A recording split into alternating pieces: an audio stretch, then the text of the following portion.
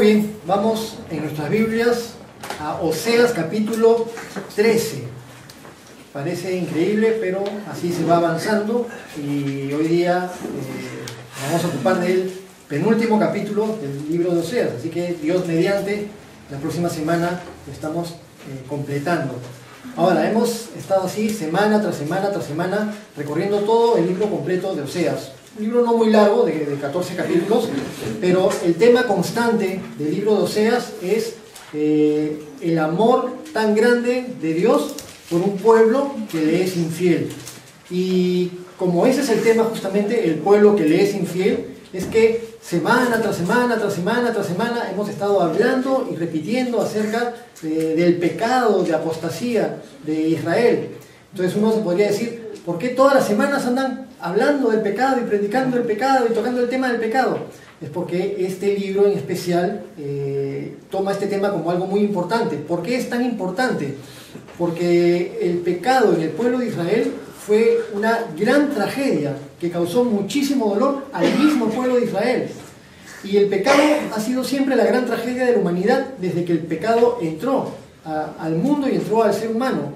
Y el pecado ha sido causa de muerte, de destrucción, de injusticias, de egoísmos, de todo tipo de perversión que alejaban a los seres humanos de su Dios, de un Dios santo que los creó con amor. Y por eso ese es el tema importante del libro de Oseas, pero es un tema importante a lo largo de la Biblia, aunque en toda la Biblia hay un mensaje hermoso, que es el mensaje del amor de Dios todavía a una raza humana que es pecadora, pero que tiene esperanza de redención, esperanza de que se pueden arreglar las cosas y que el ser humano puede encontrar el gozo de poderse acercar a su Creador, que es un Dios santo. El tema del capítulo de hoy es que no hay otro Dios, ni hay salvación fuera del Dios creador del universo. No hay otro Dios, ni hay salvación fuera del Dios creador del universo, que es en la Biblia que nosotros tenemos, ponen su nombre como Jehová, que es una transliteración del nombre de Dios, que pudo haber sido Yahweh o algo así aproximado. En otras Biblias lo traducen como Yahvé, Jehová, Yahweh. El nombre estaba representado por 4 letras hebreas, YHWH, el equivalente en español de YHWH. Realmente es impronunciable el nombre de Dios, no se sabe con exactitud cómo se pronuncia, pero estamos hablando del creador del universo, del único Dios verdadero, aquel que existe por toda la eternidad en el Padre, el Hijo y el Espíritu Santo. Amén. Nuestro único Dios, el Padre de nuestro Señor Jesucristo, a Él nos referimos, al que nos creó, al que nos hizo. No hay otro Dios que haya creado todas las cosas que existen, ni a los animales, ni a las plantas, ni a las personas. A ese Dios nos referimos. Y no hay otro Dios, ni hay salvación fuera de ese Dios. Así que vamos ahí a nuestras Biblias, a Oseas capítulo 13. Y aquí nos habla acerca de que la tragedia de que Israel se hubiera hecho para sí misma una religión adaptada a su propia manera de vivir, una religión adaptada a su desenfreno, porque era lo que era agradable a la conveniencia de los reyes, de los religiosos y del pueblo en general, que encontraba religiones que se adaptaban a sus estilos de vida, a las cosas que querían hacer, a sus perversiones, a sus diversiones, etc. Entonces modificaban las cosas religiosas a su conveniencia, y por eso tenían tantas modificaciones y tantos ídolos. Y todo esto, este tipo de religión complaciente, los llevaba a la autodestrucción. Una tragedia para Israel. Vamos leyendo Oseas capítulo 13. Cuando Efraín hablaba, hubo temor, y fue exaltado en Israel, mas pecó en Baal y murió. Efraín, dentro de las tribus de Israel, dentro de las tribus del norte, ya habíamos hablado de eso en anteriores oportunidades, que todo lo que era el pueblo de Dios, las 12 tribus de Israel, en determinado momento se dividió el reino y quedaron 10 tribus al norte que se siguieron llamando Israel y 2 tribus al sur, que se llamaban Judá, el reino de Israel, el reino de Judá. En el reino de Israel rápidamente se alejaron de Dios y crearon centros de adoración distantes a Jerusalén. Y crearon una nueva adoración, una renovada adoración al becerro de oro. Y de entre las tribus del norte, Efraín era una de las tribus más poderosas y más influyentes, y que arrastraba a todas las demás tribus con su estilo de vida, con su influencia. Entonces, muchas veces en el libro de Oseas vamos a ver que se refieren a Efraín como refiriéndose a las tribus de Israel. Y Efraín era tan influyente que cuando se trataba de tomar decisiones entre las tribus, Efraín hablaba y las demás temblaban. Es decir, era influyente, era importante. Sin embargo, y dice, fue exaltado en Israel, mas pecó en Baal y murió.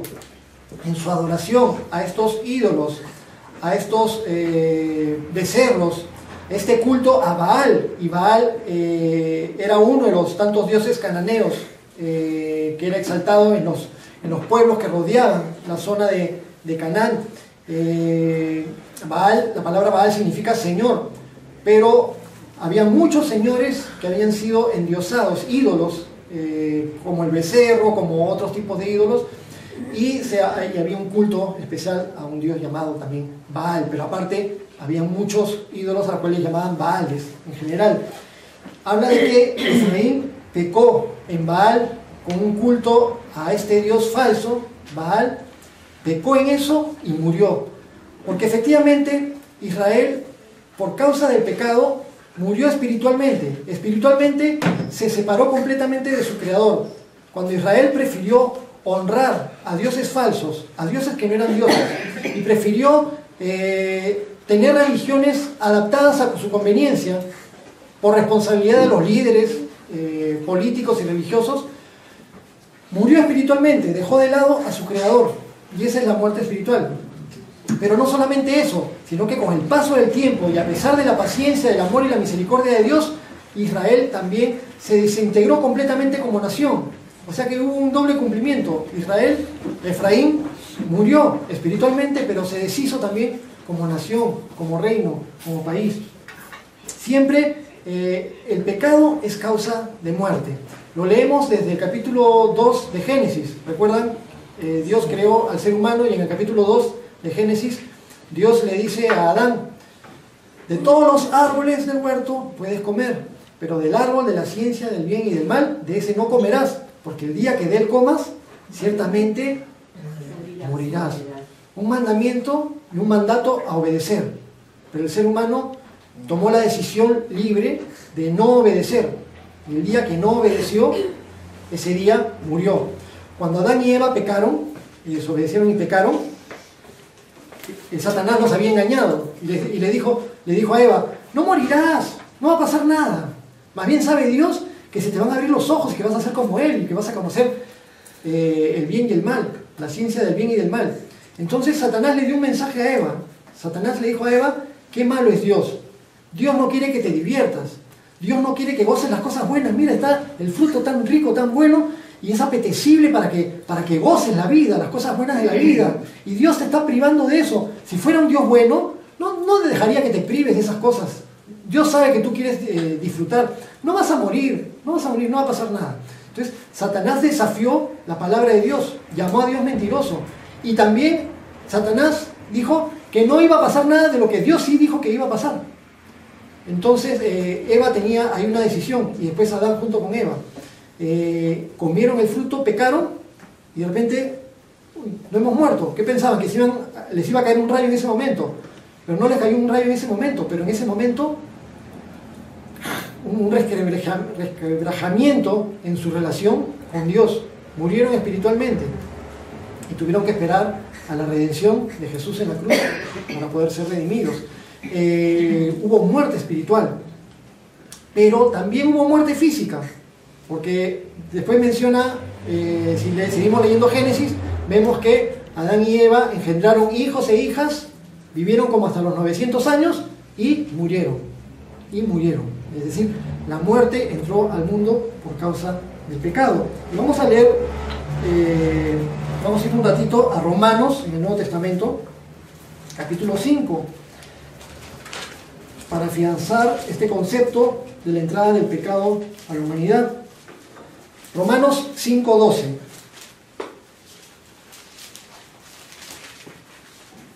Romanos 5:12 dice: por tanto, como el pecado entró en el mundo por un hombre, y por el pecado la muerte, así la muerte pasó a todos los hombres, por cuanto todos pecaron. Entonces, es una realidad. La muerte ingresó a la humanidad junto con las enfermedades, con las injusticias, con las guerras, con la maldad, con las envidias, con los odios, con toda cosa cuanto hay. Todo entró por causa del pecado y la corrupción en general, la corrupción de todo lo que se malogra, todo lo que se pudre, todo lo que, las enfermedades, todo entró por causa del pecado, que malogró esa relación perfecta que había entre el ser humano y Dios. En Romanos capítulo 6 también, en el versículo 23, Romanos 6:23, dice: porque la paga del pecado es muerte. Entonces, no es que Dios sea un Dios malo, que el Dios de la Biblia es malo, es la consecuencia de los propios actos de decisiones libres del ser humano. La paga del pecado es muerte, el pecado causa muerte. Claro que en Romanos vemos que sigue diciendo en el versículo 23: mas la dádiva de Dios es vida eterna en Cristo Jesús, Señor nuestro. O sea, que hay un problema, un gran problema, que es una tragedia, el pecado que causa muerte, pero hay una gran solución que viene de parte de Dios, un regalo de Dios, que es la vida eterna en Cristo Jesús. Y ahí está nuestra esperanza. Todo lo que el Señor promete es verdad, y lo vamos a recibir tal como nos lo ha prometido el Señor. Pero el pecado causa muerte física y muerte espiritual. Todos los seres humanos nacen muertos espiritualmente, y por eso es que Jesús le dijo a Nicodemo: es necesario que nazcas de nuevo para que puedas ver el reino de Dios. El ser humano que no nace de nuevo espiritualmente no puede ver el reino de Dios. Entonces es necesario. Entonces hay una muerte física, hay muerte espiritual también, pero esa muerte espiritual se puede subsanar si los seres humanos se arrepienten de sus pecados, le piden perdón a Dios y reconocen a Jesucristo como Señor y Salvador. Entonces Dios los perdona, los limpia con la sangre de Cristo, el Espíritu Santo viene a morar de nuevo para que vuelvan a tener vida espiritual, y entonces el ser humano nace de nuevo y ahora entra en una condición de estar vivo espiritualmente y se convierte en un hijo de Dios. Pero hay seres humanos que no quieren saber nada de Dios, que no quieren arrepentirse, que creen que están bien, que creen que no tienen nada que cambiar en sus vidas, que no quieren saber nada con su Creador, ni quieren tomar en cuenta el consejo de Dios para nada, y por lo tanto no están dispuestos a reconocer sus pecados y arrepentirse. Entonces, frente a la muerte física o a la muerte espiritual, lo peor que puede sucederle a un ser humano es la muerte espiritual eterna. Porque la muerte espiritual eterna, como lo dice la palabra, es eterna. Y esa es la verdadera tragedia del ser humano. Lo demás lo podemos... tiene una solución de parte de Dios si nos arrepentimos. Entonces, ¿qué es lo que nosotros queremos? Nosotros queremos una vida verdadera, una vida plena en el Señor, una plenitud de que mi vida tenga sentido, de que me sienta vivo de verdad, porque tengo una comunión con un Dios santo. El pecado me separa de Dios, el pecado me vuelve infeliz, el pecado causa amargura en mi vida, así como se sentía Caín.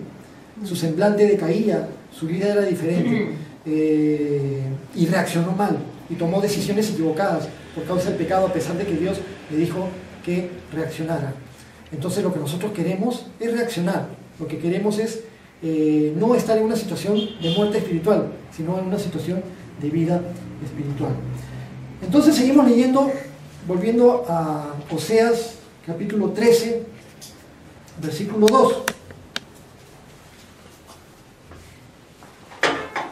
Dice el versículo 2 de Oseas 13: y ahora añadieron a su pecado, y de su plata se han hecho, según su entendimiento, imágenes de fundición, ídolos, toda obra de artífices, acerca de los cuales dicen a los hombres que sacrifican, que besen los becerros.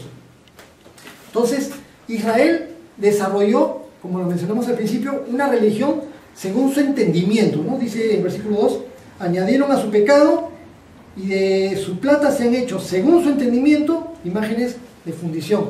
Según su propio criterio, según su propia manera de ver las cosas, Israel desarrolló una religión aberrante, porque en lugar de ser obedientes a las instrucciones de Dios, en lugar de tomar en cuenta el consejo de Dios y lo que Dios mismo les había revelado que era su voluntad, Israel prefirió dejar de lado la voluntad de Dios, dejar de lado los mandamientos de Dios, dejar de lado la palabra de Dios y crearse una religión, una mezcolanza de religiones que eran aberrantes para Dios, abominables para Dios.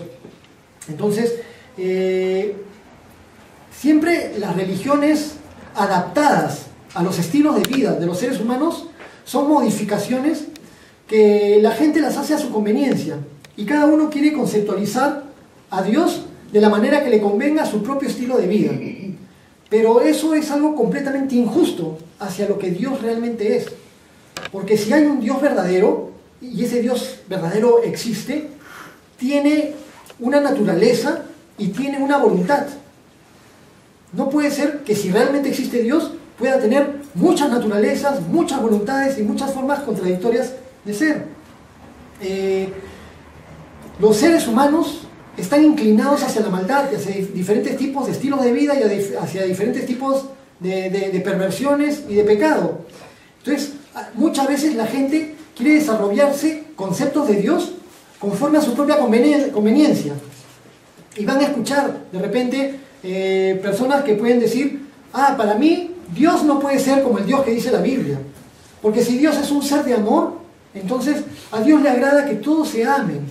Entonces, lo importante es que creas en alguien que es superior, pero la cosa es que vivas la vida con toda libertad, porque todas las cosas que Dios te ha dado son para que las disfrutes. Entonces, disfruta de la vida, disfruta de tu juventud, disfruta de tu sexualidad. Puedes tener todo lo que quieras y puedes meterte con una persona y con la otra, porque el sexo no es malo y porque está bien que disfrutes, porque el sexo lo ha creado Dios. Y empiezan a hablar acerca de cosas así, ¿no?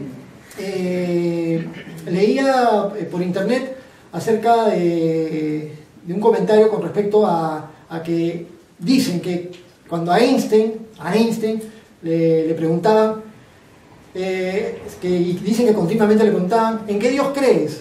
¿Crees en Dios? Y Einstein contestaba, sí, yo creo en el Dios de Spinoza. Spinoza pero sin E, solamente con S, Spinoza. Que fue un filósofo de los años 1600 de nuestra era aproximadamente, de las corrientes de tipo Descartes y cosas que yo no domino mucho, pero lo que entiendo es que hablaba mucho del existencialismo, y Spinoza fomentaba el amor o el culto a todo, a la naturaleza en general y a todo, como que Dios era todo. Dios es la naturaleza, Dios es los árboles, Dios son los perros que están en la calle, Dios eres tú mismo, todas las células de tu cuerpo, Dios es hasta esta mesa, Dios es todo, ¿no? Y como Dios es todo, entonces todo lo que existe y todo lo que hay en el ser humano también es parte de Dios, y por lo tanto hablaba acerca de esta posibilidad de que el ser humano sea complaciente consigo mismo, que no se sienta pecador, que no tenía nada de qué arrepentirse. Él decía, si Dios te pudiera hablar, Dios te diría, no me pidas perdón por tus pecados, yo te he creado para que disfrutes de la vida, disfruta, todo lo que te he dado es bueno, y una serie de cosas, ¿no? Como para buscar que el ser humano se complazca en todo lo que quiera. Incluso dice, no tienes por qué estar leyendo la Biblia, no quiero que asistas a templos lúgubres, yo estoy en los ríos, yo estoy en los mares. Hay cosas que obviamente nosotros sabemos que Dios está en todas partes y que nosotros podemos adorarlo en cualquier lugar que estemos. Pero la filosofía era, sé complaciente completamente con tu vida y no te arrepientas de nada. Vive la vida y sé feliz. Yo creo que Spinoza fue un predecesor de la filosofía del Dios de Susy Díaz. Por ahí va la cosa. Y con mucho respeto a Susy Díaz, no vaya a ser que un día ella vea este video. Pero adaptan un concepto de Dios a como yo quisiera que Dios sea para la forma en que yo quiero vivir. Y así, no solamente hay en esa forma, hay muchas otras formas en las cuales la gente adapta sus propios conceptos de Dios. Otros creen en un Dios que es muy radical y que frente a ciertas circunstancias, para agradarle, entonces hay que entregarle cierto tipo de sacrificios más fuertes. Entonces hay gente que ha sacrificado a seres humanos o ha sacrificado a bebés para entregárselos a un Dios, adaptado al concepto que ellos tenían de Dios. Y la gente puede desarrollar miles de conceptos de Dios, pero cualquier concepto que un ser humano desarrolle de Dios no le va a hacer justicia a la verdadera esencia de Dios, que está mucho más allá de lo que nosotros podemos conceptualizar. Tratamos de teologizar, tratamos de hacer los conceptos de Dios, pero el concepto más cercano que podemos tener a Dios es lo que encontramos de lo que Él mismo revela de sí mismo, en su palabra, en la Biblia. Y por eso es importante para nosotros buscar a Dios a través de su palabra, que es donde Él mismo se revela. También se revela a través de las cosas creadas, porque vemos que a través de las cosas creadas hay una evidencia de un creador. Pero en la creación yo no puedo ver lo que Dios dice, no puedo oír lo que Dios dice, no puedo ver aspectos de su carácter o de sus atributos divinos, veo su poder, pero otras cosas necesito leer la palabra de Dios para entender más de la naturaleza de Dios. Pero si cada uno busca crearse un Dios a su conveniencia, entonces existirían millones y millones de dioses diferentes y contradictorios unos con los otros. Y al ser contradictorios, eso me demuestra de que no hay uno que tenga la razón. Si el Dios de los testigos de Jehová, que es completamente diferente al Dios de los mormones, son contradictorios entre ellos y sus doctrinas son contradictorias entre ellas, si los mormones son verdad, entonces los testigos de Jehová no son verdad. Pero si los testigos de Jehová son verdad, entonces los mormones no son verdad. ¿Y cuál es la verdad? Entre millones de religiones, entre miles de religiones, ¿cuál es la verdad? Jesucristo dijo: yo soy el camino, la verdad y la vida. Nadie llega al Padre si no es por mí. Entonces, ¿cómo me voy a relacionar con Dios? Me voy a relacionar con Dios de acuerdo a sus términos, de acuerdo a su voluntad. ¿Y dónde encuentro la voluntad de Dios? En su palabra. Con ese Dios me voy a relacionar, con el Padre de mi Señor Jesucristo. Versículo 3 dice: por tanto serán como la niebla de la mañana y como el rocío de la madrugada que se pasa, como el tamo de la tempestad, el tamo que la tempestad arroja de la era, y como el humo que sale de la chimenea. Está hablando metafóricamente de cosas que son tan efímeras, cosas que se desvanecen con facilidad. Así va a ser Israel con su culto religioso modificado, mezclado y aberrante. Así va a ser. Y así va a ser con los seres humanos que no tengan en cuenta a su creador y prefieran cultos mezclados, conceptos filosóficos o conceptos religiosos que los adaptan a su propio estilo de vida, a su propio egoísmo, a su propia manera de ver las cosas, porque no quieren ver la luz, no quieren acercarse a la luz, porque viven en tinieblas, porque sus obras son malas. Versículo 4: mas yo soy Jehová tu Dios desde la tierra de Egipto. No conocerás pues otro Dios fuera de mí, ni otro Salvador sino a mí. Y Dios, como vimos en capítulos anteriores, Dios recuerda con ternura desde los mismos inicios de la nación de Israel. Dios formó a Israel empezando con un hombre, ¿no? Abraham. Abraham tuvo a Isaac, Isaac tuvo a Jacob. Jacob, Dios le cambió de nombre y le puso Israel. Israel tuvo 12 hijos. Los 12 hijos tuvieron descendencia que se convirtieron en las 12 tribus de Israel. Jacob con sus hijos fueron para Egipto. En Egipto se multiplicaron hasta ser una tremenda multitud. Y para los tiempos en que Moisés fue a sacarlos de Egipto, ya eran una multitud de más de 600.000 varones mayores de 20 años, sin contar mujeres y niños. Así que era una multitud muy grande. Y Dios formó su nación, su pueblo escogido, para que sea luz para las naciones, para que sea bendición para las naciones. Lo formó en Egipto. Y Dios siempre recuerda eso con ternura. Mas yo soy Jehová tu Dios desde la tierra de Egipto. Yo soy Jehová tu Dios que te sacó de la tierra de Egipto, que te sacó de esa esclavitud y te llevó a una libertad y que te dio una tierra abundante. Y le dice: no conocerás pues otro Dios fuera de mí, ni otro Salvador sino a mí. no conocerás pues otro Dios fuera de mí, suena a dos cosas, pero primeramente suena el mandato importantísimo que da Dios a su pueblo y que también se lo da a la humanidad a través de los 10 mandamientos. Cuando recordamos la lista de los 10 mandamientos que se encuentra en Éxodo capítulo 20, entonces ahí vamos a ver cuáles son los 10 mandamientos de la lista de los 10 mandamientos, que es el decálogo, valga la redundancia. Porque en esa lista vamos a encontrar que el primer mandamiento dice: no tendrás dioses ajenos delante de mí. El primer mandamiento no es otro mandamiento importantísimo que se encuentra en Deuteronomio capítulo 6, cuando Dios le dice a Israel: oye Israel, Jehová tu Dios uno es, y amarás al Señor tu Dios con todo tu corazón, con toda tu alma y con toda tu mente. Entonces ese es el gran mandamiento. Y cuando Jesús le pregunta: maestro, ¿cuál es el primer y gran mandamiento de la ley? Dice: el primer mandamiento de la ley es: amarás al Señor tu Dios con todo tu corazón, con toda tu alma, con toda tu mente. Ese es el mayor de todos los mandamientos, y el segundo es similar: amarás a tu prójimo como a ti mismo. Pero esa mención de Jesús habla acerca de mandamientos que envuelven a toda la ley, que envuelven a todos los profetas, que envuelven todo lo que Dios quiere para el ser humano. Pero eso no significa que ese mandamiento reemplace al mandamiento de la lista de los 10 mandamientos. En la lista de los 10 mandamientos, Dios le dice a su pueblo y le dice a la humanidad también: no tendrás dioses ajenos delante de mí.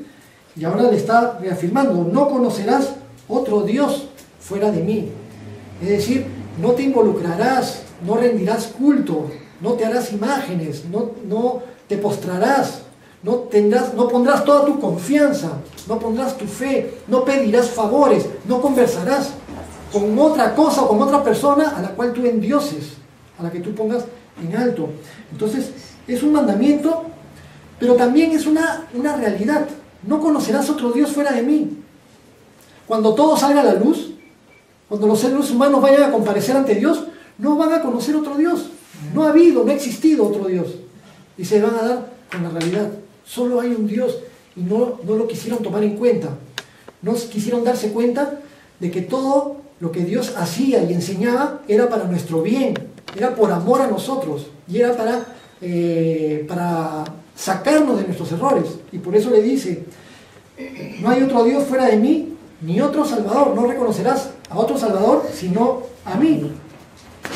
Y este versículo me suena muy importante, porque en el Antiguo Testamento habla de que la salvación únicamente se encuentra en Jehová. Solo en Jehová hay salvación. Vamos a leer un versículo en Isaías capítulo 43. Vamos a retroceder un poquito a Isaías 43, 11.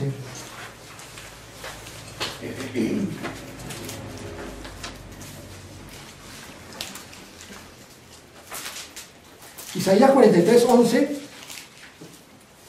dice: yo Jehová, y fuera de mí no hay quien salve. Dios le dice a Israel: no reconocerás a otro Salvador fuera de mí. Y acá en Isaías leemos: yo Jehová, y fuera de mí no hay quien salve. ¿Hay salvación fuera de Jehová? Pero ahora vamos al Nuevo Testamento. Hechos 4, 12.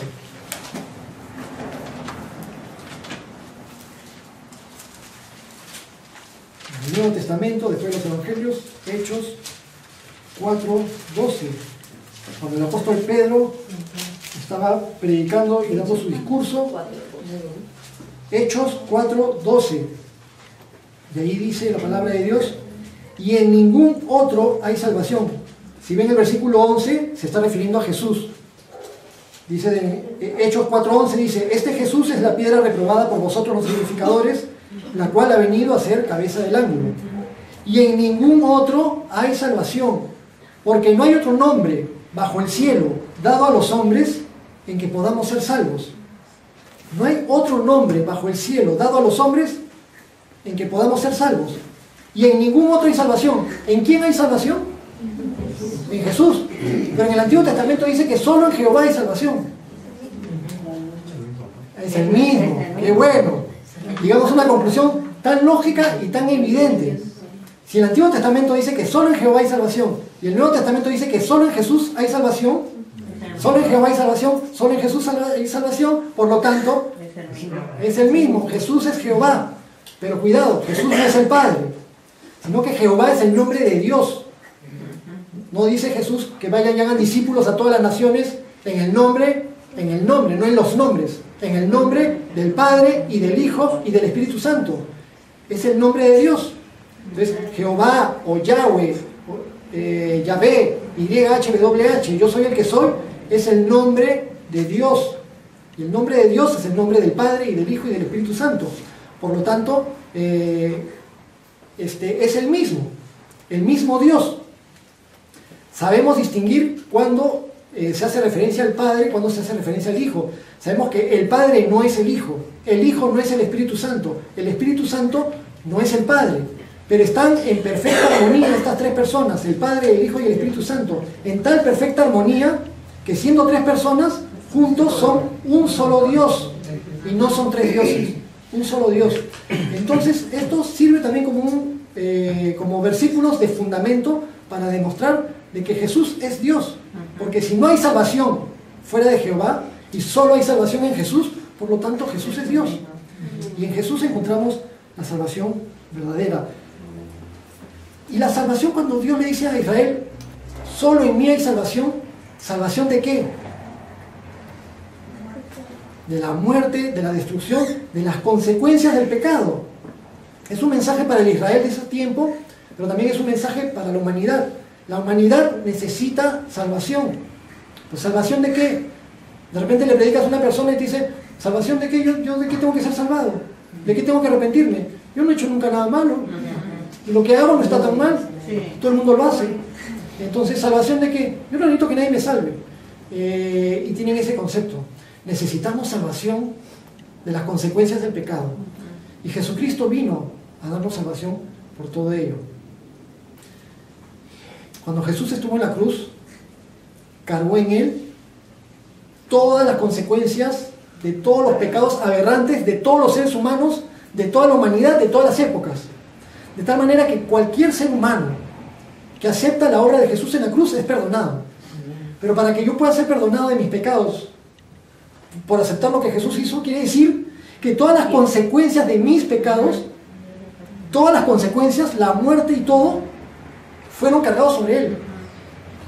Entonces, a veces me pongo a pensar, y cuando cometo errores, sobre todo en contra de Dios, y cuando sé que le he ofendido, digo, Señor, las bofetadas, los escupitajos, la jalada de barba, la corona de espinas, los latigazos, todo eso, fue mi culpa también. Y Él lo sufrió por amor a mí, por amor a cada uno de nosotros. Entonces, es bueno tomar en cuenta qué tan grande es el amor de nuestro Dios y qué tan importante es el hecho de la salvación que Él propició para nosotros, con una solución a nuestro problema de nuestra separación con Dios. Entonces, recurriré únicamente a Jesucristo para buscar salvación, para encontrar solución a mi problema espiritual y a todos mis problemas emocionales que pueden estar involucrados. Salvación tengo en Cristo. No voy a encontrar salvación en seres humanos, ni salvación en dinero, ni salvación en otro tipo de recursos. Salvación realmente voy a encontrar en Jesús. Volvemos a Oseas, capítulo 13.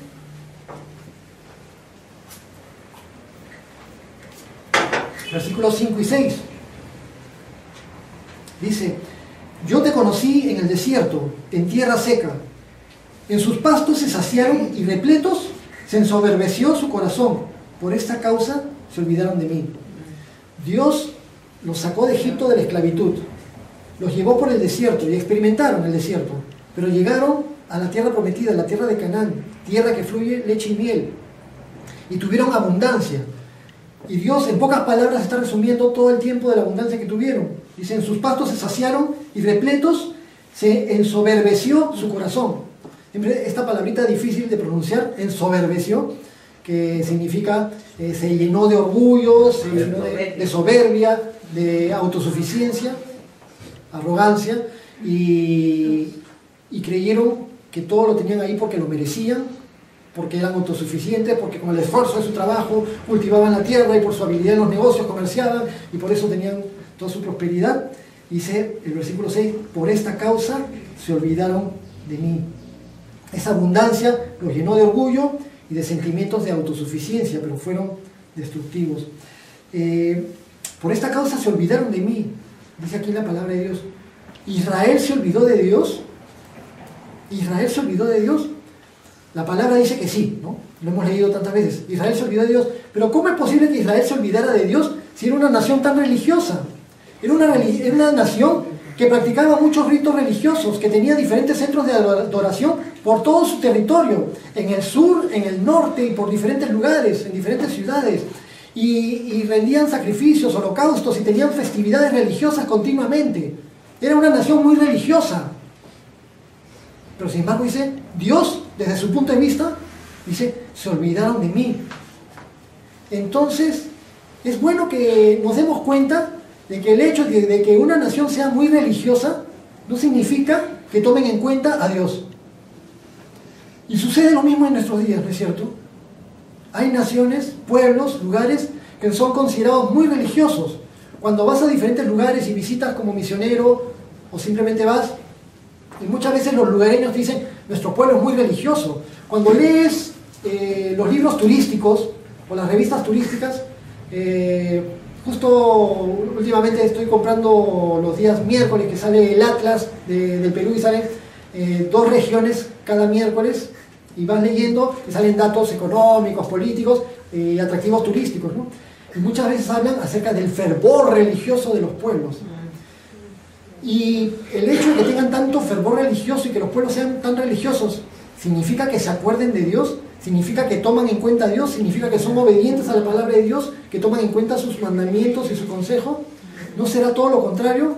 Con todas las borracheras, con todo el libertinaje, con todas las prácticas inmorales y todas las cosas que se dan en esas festividades justamente, en esos bacanales donde se meten unos con otros, donde las personas hacen de todo, donde hay robos, asesinatos, etcétera, etcétera, etcétera. Eso no garantiza que los pueblos realmente tengan una expresión de amor hacia Dios. Los pueblos, como dijo Jesús, los pueblos de labios lo honran, pero sus corazones están lejos de Él. En vano lo honran, siguiendo como doctrinas mandamientos de hombres, invenciones de hombres, religiones de hombres, idolatrías de hombres. Entonces, se desviaron del culto como debía ser a Dios. Nosotros siempre le vamos a rogar al Señor que nos ayude para que no se desvíe nuestro corazón cuando el Señor nos bendiga, cuando el Señor nos dé momentos de prosperidad. Siempre consideramos, vamos a pasar en nuestra vida como creyentes cristianos por momentos muy difíciles y también por momentos de bendición. No queremos nunca que la prosperidad o la bendición desvíe nuestro corazón en autosuficiencia. ¿Se acuerdan del proverbio? Señor, no me des ni mucho ni poco. Un equilibrio para nuestras vidas, para considerar todas las cosas, ¿no? Hay personas que logran tener mucha prosperidad y hay iglesias donde se enseña que los creyentes deben tener mucha prosperidad porque Jesús hizo pobre para que nosotros seamos ricos y hablan acerca de toda una serie de cosas. Pero hay iglesias que con este discurso constante y constante y constante pareciera que su meta es materialista. Buscan la prosperidad, buscan el bienestar económico. Esa es toda su razón de ser. Y inculcan eso a las ovejas. Y todos se vuelven materialistas anhelando, yo quiero tener ese carro y proclamo que voy a tener ese carro, ¿no? Y toda su fe puesta en el carro que van a tener. Y lo conceptualizan, etcétera, etcétera. Dios quiere que pongamos nuestros ojos y nuestra mira en cosas mucho más valiosas que un auto, una casa y cualquier tipo de prosperidad, a pesar de las dificultades y las cosas difíciles que podamos atravesar en este tiempo de vida que es tan breve. Dios quiere que pongamos la mira en lo eterno, donde el ladrón no roba, donde el orín, la polilla no corrompe. Entonces ahí queremos poner nuestro corazón, porque donde está tu corazón, ahí está tu tesoro. Versículos 7 y 8. Por tanto, Oseas 13, 7 y 8. Por tanto yo seré para ellos como león, como un leopardo en el camino los acecharé, como osa que ha perdido los hijos, los encontraré y desgarraré las fibras de su corazón, y allí los devoraré los devoraré como león, fiera del campo los despedazará. Entonces, habla con una forma un poco alegórica, pero pensamos en que los animales se ponen especialmente peligrosos cuando tienen crías. Incluso hasta los perritos, ¿no? Cuando los perritos han recién tenido sus cachorritos, metes la mano y de repente te metes tu mordisco. A menos, ¿no?, que hay perritos que ya están muy acostumbrados con sus dueños y no pasa nada. Pero a ver qué suceda con un animal salvaje, una osa con sus ositos. A ver que alguien se meta con sus ositos para ver qué hace la osa. Entonces, ese tipo de circunstancias, y dicen pues que los animales más peligrosos son aquellos que tienen cachorritos pequeños, donde aflora pues toda la protección y la agresividad que pudiera tener un león, un leopardo o un oso, como mencionan acá. Y todo ese tremendo sentimiento fuertísimo lo muestra Dios como una indignación tremenda al pecado que le está haciendo daño a su pueblo amado, a sus criaturitas amadas, a sus hijos amados. Entonces, pues por eso es que la indignación de Dios es tan grande frente al pecado. Y muchas veces malentendemos esa indignación, ese aborrecimiento del pecado, como si fuera un aborrecimiento hacia las personas. Dios se indigna con el pecado y se indigna de las circunstancias de que las personas prefieran el pecado que les hace daño, que les hace mal, que los aleja de Dios para siempre y le causa un daño tan letal. Y eso inflama, indigna el corazón de Dios. Y cuando se da una situación generalizada de pecaminosidad, Dios interviene. Y por eso cae la ira y el juicio de Dios sobre la humanidad que se corrompe, por amor a otros seres humanos para que no caigan en ese grado de corrupción. Cuando sucedió lo que sucedió con Sodoma y Gomorra, a pesar de que cayó la ira de Dios sobre esas ciudades, fue un acto de misericordia hacia los demás pueblos que se iban a contagiar y que iban en camino de esa perversión. Dios llega a intervenir, y Dios intervino cuando sucede con su propio pueblo. Dios también interviene con su propio pueblo, y Dios va a intervenir con esta humanidad, con la humanidad de nuestros tiempos. El mundo tal como está, como nosotros lo vemos, como escuchamos en las noticias, es un mundo en el cual vemos muchas circunstancias aberrantes, cosas horribles, irrepetibles, cosas inimaginables, cosas que muchas veces decimos, ¿cómo es posible que una persona sea capaz de hacer tal cosa? Pero sí, no podemos minimizar la realidad. Y está cada vez generalizándose más la perversión y el alejamiento de los seres humanos de parte de Dios, hasta que va a llegar a un punto donde las cosas ya no dan para más, y va a caer el juicio de Dios y la ira de Dios, y Dios va a derramar las copas de su ira sobre una humanidad pecaminosa, con el fin de restaurar las cosas y de restaurar nuevos tiempos para su nación Israel y también para todos aquellos que han creído en Él. Los que hemos creído en Él seremos raptados y seremos para estar con el Señor. Nuestros cuerpos serán cambiados y experimentaremos cuerpos como los cuerpos de la resurrección de Cristo. Y los que se queden aquí en el planeta van a experimentar 7 años de tribulación, especialmente 3 años y medio de gran tribulación, como nunca hubo ni nunca habrá, por consecuencia del mismo pecado, y se experimenta esta ira de Dios. Versículo 9, vemos este clamor de Dios: te perdiste, oh Israel, mas en mí está tu ayuda. En mí está tu ayuda, no en la abundancia que tienes, no en los reyes a los cuales acudes, no en el rey de Asiria para que te ayude de los egipcios, sino en el rey de Egipto para que te ayude de los asirios. En mí está tu ayuda, para que te recuperes, para que tengas salvación. Y eso es un clamor de Dios, y nos llama la atención también. Entonces hay que reaccionar, volver a nuestro Creador. En Él está lo que necesitamos. Versículo 10, ¿dónde está tu rey para que te guarde con todas tus ciudades? Y tus jueces, de los cuales dijiste, dame rey y príncipes. Israel fue un pueblo que Dios escogió y donde Dios directamente gobernaba a su pueblo. Era una teocracia. Dios le hablaba a Moisés, Moisés le hablaba al pueblo, y el pueblo recibía las instrucciones directamente de Dios. Y durante todo el tiempo de los jueces, que fue un tiempo como de 300 años, después de que llegaron a la tierra prometida y se establecieron las tribus en Israel, fueron como 300 años donde Israel acudía a los sacerdotes, y Dios levantaba jueces que juzgaban al pueblo, pero era Dios el que se encargaba de toda la nación. Sin embargo, sabemos que en el periodo de los jueces, Israel caía en periodos de apostasía, caía en periodos de pecado, luego venía el juicio, la destrucción, la aflicción, luego venía un periodo de arrepentimiento y de clamor a Dios, y Dios enviaba un juez que los liberara, y luego venía un tiempo de prosperidad, de bonanza, y luego de nuevo caían en pecado. Pero llegó un momento en que los israelitas quisieron tener rey. Queremos tener un rey como tienen los otros pueblos. Y Samuel decía, pero ya tienen rey, Dios es su rey. No, queremos un rey que nos guíe como los otros pueblos. Insistieron, hasta que Dios les dijo, ¿quieren rey? Dale su rey. Y Dios les dio su rey, permitió que tuvieran rey. Y tuvieron tiempo de prosperidad con ese rey, pero los reyes se alejaron de Dios, y esa responsabilidad que tenían los reyes, de ser un instrumento de Dios para protección del pueblo y para guía del pueblo, junto con los sacerdotes, los reyes dejaron esa responsabilidad tras sus perversiones, tras su maldad, y cayeron en tanto pecado que todo el pueblo cayó también en pecado, y luego el rey no tuvo la capacidad de ayudar al pueblo cuando vinieran las consecuencias, cuando vinieran las conquistas, cuando vinieran los ataques de los enemigos. Los reyes ya no podían hacer nada. Y les está diciendo, vuélvete a mí, en mí está tu ayuda. ¿Dónde está tu rey? El rey en el que tanto confiabas, en los reyes que me pedías. Todos tus reyes se pervirtieron y te han dejado botado. Ahora, ¿a quién vas a recurrir? Recurre a tu Dios. ¿A quién vamos a recurrir nosotros? ¿No es a nuestro Creador? Versículo 12. Atada está la maldad de Efraín, su pecado está guardado. Dolores de mujer que da a luz le vendrán. Es un hijo no sabio, porque ya hace tiempo que no debiera detenerse al punto mismo de nacer.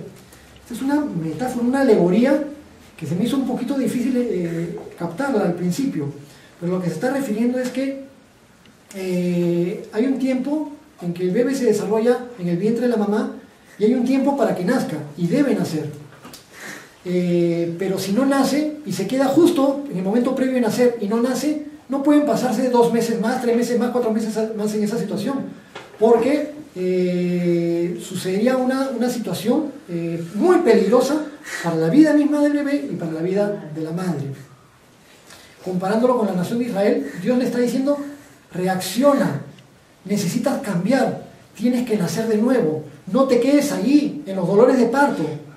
Arrepiéntete y nace de nuevo. Parecido a lo que Jesús le dijo a Nicodemo, ¿no? Necesitas nacer de nuevo. ¿Qué? ¿Voy a entrar de nuevo en el vientre de mi madre? ¿No entiendes, Nicodemo? ¿Eres maestro en Israel y no entiendes? Una cosa es lo que es nacido de la carne, y otra cosa es lo que es nacido del Espíritu. Pero en el Espíritu es necesario arrepentirse, pedir perdón a Dios y nacer de nuevo. Entonces, ese es el llamado también a la nación de Israel. De una vez, despabilate, reacciona, arrepiéntete, recurre a mí y nace de nuevo, y todas las cosas se van a arreglar. Pero Israel no quiso reaccionar. Versículo 14. Versículo 14 dice, de la mano del Seol los redimiré, los libraré de la muerte. Oh muerte, yo seré tu muerte y seré tu destrucción. Oh Seol, la compasión será escondida de mi vista. Y a pesar de la apostasía de Israel y a pesar de su alejamiento de Dios, Dios da una promesa de salvación y de redención, especialmente de salvación y de redención a la consecuencia última del pecado. Dijimos que la paga del pecado es muerte, pero Dios tenía una solución para el problema del pecado. El pecado causa muerte, pero se nos dice después en el Nuevo Testamento que Jesucristo murió, cargó con él todos los pecados, pero luego resucitó. Y al resucitar, Cristo venció a la muerte. La muerte no lo pudo retener. Entonces Jesucristo ya venció a la muerte. Pero luego va a haber un momento en el cual todos los que estuvieron en Cristo van a resucitar también, o van a ser raptados junto con él. Y vamos a entrar a un momento en el cual ya el Seol y la muerte van a ser echados al lago de fuego. En una manera de decirlo, la muerte en sí, como la conocemos, va a ser destruida. La muerte ha sido destruida, ya fue vencida por la obra de Jesús en la cruz y por su resurrección. Entonces hay una victoria sobre esta consecuencia. del pecado, sobre la consecuencia del pecado, que es la muerte. Hay una victoria. Y el Señor le está diciendo a Israel, yo tengo esa victoria, lo voy a redimir y lo voy a librar de la muerte. Oh muerte, yo seré tu muerte. Entonces nos está proyectando a lo que Dios va a hacer y a lo que Dios ya ha hecho en la cruz de Jesús y en lo que Dios va a hacer. Va a restaurar a su pueblo de Israel, va a darles una nueva vida en un futuro no muy lejano. Dios va a tratar con su pueblo y Dios va a crear un nuevo orden en el cual habrá justicia, en el cual ya no habrá pecado, ya no habrá inmoralidades, ni todas las cosas horribles que nosotros vemos siempre en las noticias. Cristo venció la muerte y venció los efectos del pecado para todos aquellos que se arrepientan. Entonces, y algunos dicen, pero si yo me he arrepentido, ¿por qué todavía tengo enfermedades? Si Cristo llevó en él las enfermedades, ¿por mi falta de fe? No. Quizá a veces tenemos una mala interpretación de las Escrituras.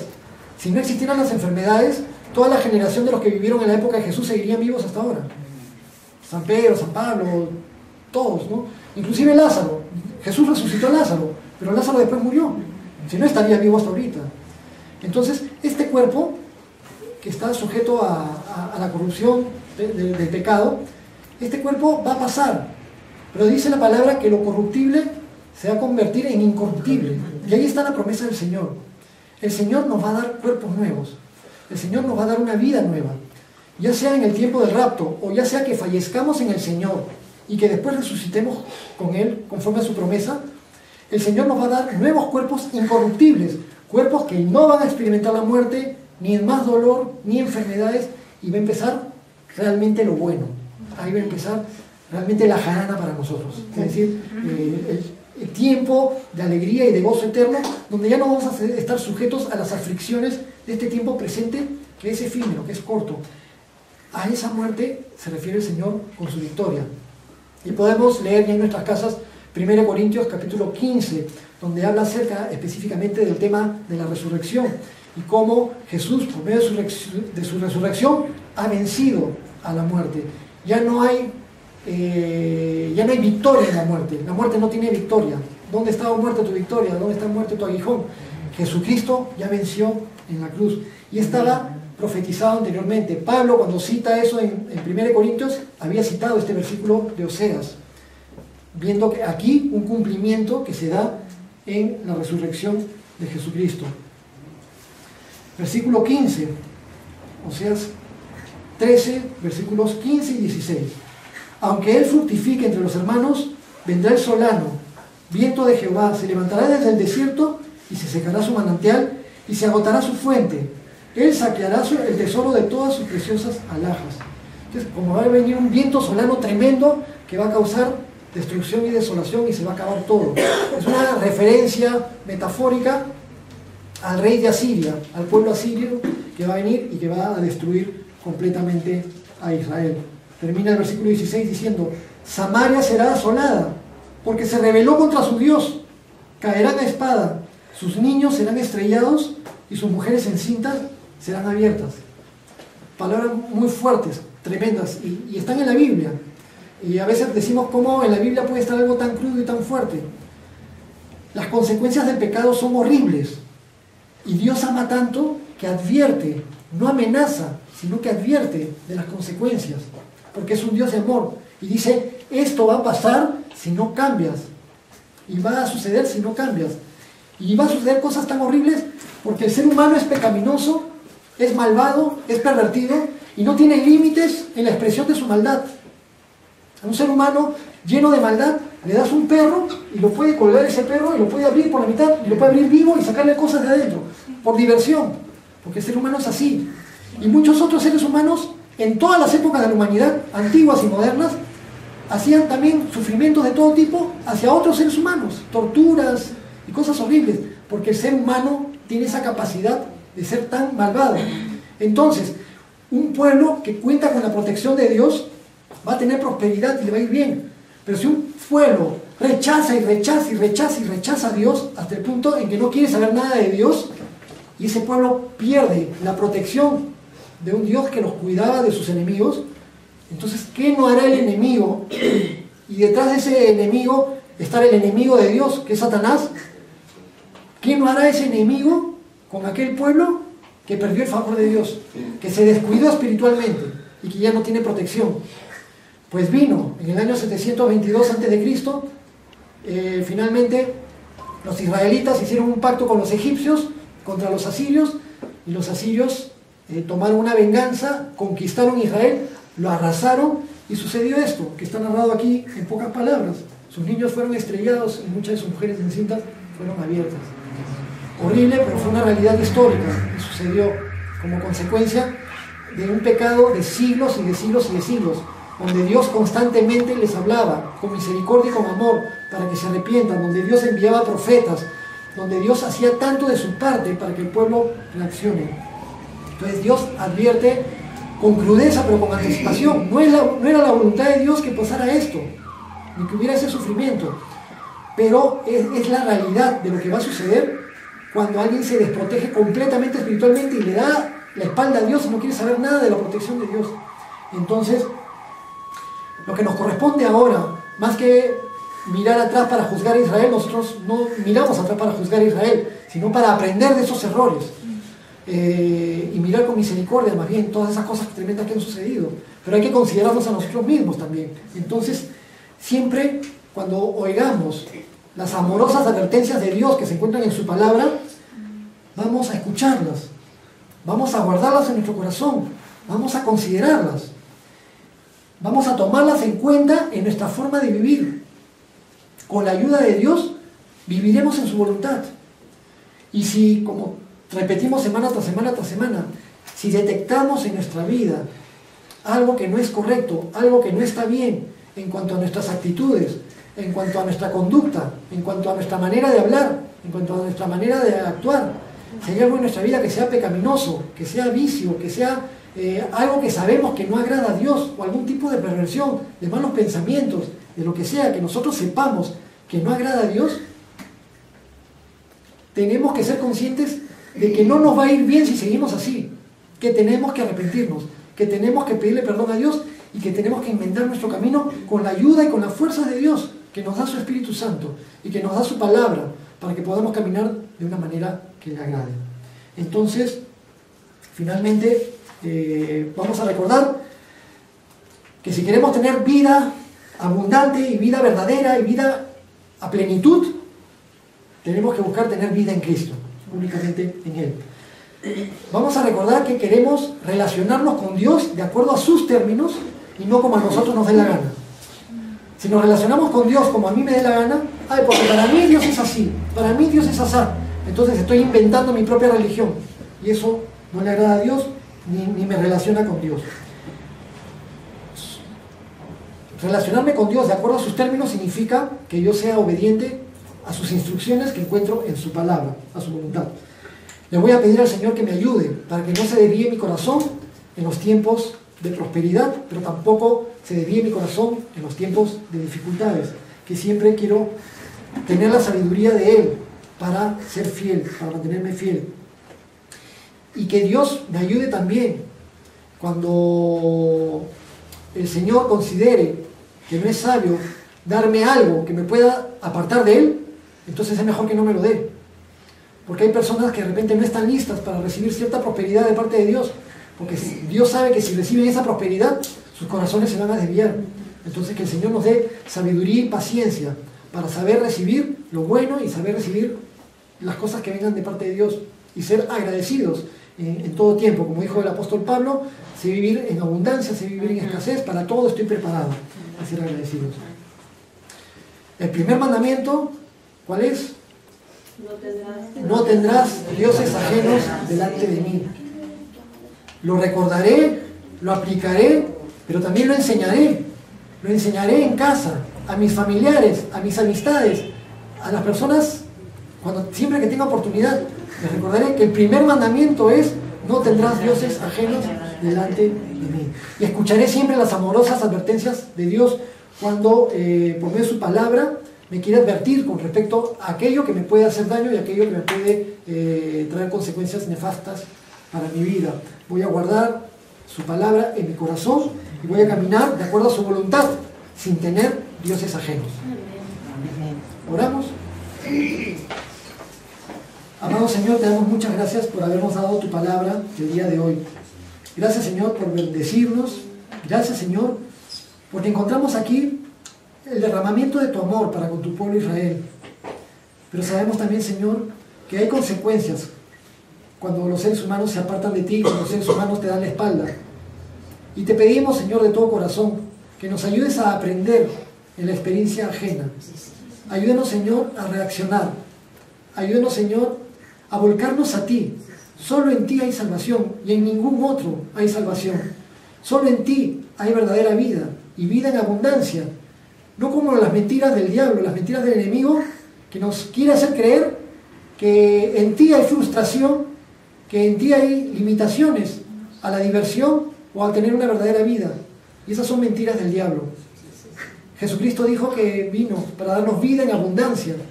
Y nosotros queremos, Señor, tener esa vida abundante en ti. Bendito Dios, ayúdenos a caminar siempre de una manera que te agrade. Ayúdenos, Señor, para que nunca endiosemos a nada ni a nadie por encima de ti. Que tú seas siempre lo más importante, nuestro máximo motivo, aquello a lo cual nosotros nos rindamos, que siempre seas tú. Te damos gracias, Señor, por tu amor. Todo te lo pedimos en el nombre de Jesús. Amén.